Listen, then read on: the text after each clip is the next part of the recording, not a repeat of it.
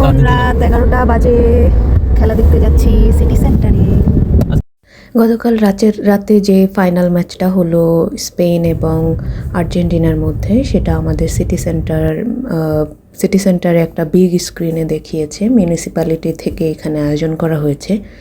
তো আমরা এটা খবরটা পেয়ে ফার্স্ট হাফ খেলা বাসায় দেখার পরই সিটি সেন্টারে ছুটে গেলাম। তো এই তো আমরা সিটি সেন্টারে চলে আসছি। আমি মূলত দেখতে আসছি ইউরোপিয়ানদের মধ্যে ফুটবলের উন্মাদনাটা কেমন, ওরা কিভাবে সেলিব্রেট করে।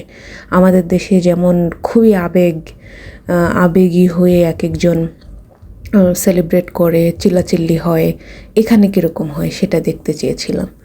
তো আসার পর যা দেখলাম সেটা একদমই ভিন্ন। তো প্রথমেই যেটা আমাকে আসলে অবাক করেছে সেটা হলো এত মানুষ হবে সেটা আমি এক্সপেক্ট করিনি। অনেক মানুষ ছিল এখানে। আর এই যে আমি এখন যেটা দেখাচ্ছি সেটা হলো ওরা গোল করার পরের একটা অবস্থা।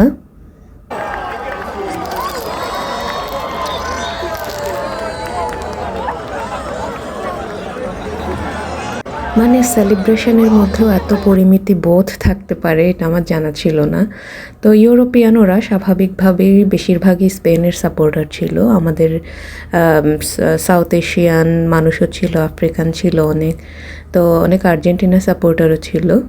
তো কিন্তু খালি এই যে দেখতে পাচ্ছেন ওরা বোধহয় স্পেনের, ওরা খালি একটু বেশি উন্মাদনা দেখিয়েছে, এছাড়া সেরকম কোনো দেখিনি। খেলা শেষ এবং সবাই 2-3 মিনিটের ভেতরে একদম পুরো জায়গাটা ফাঁকা হয়ে গেছে। এই হলো অভিজ্ঞতা।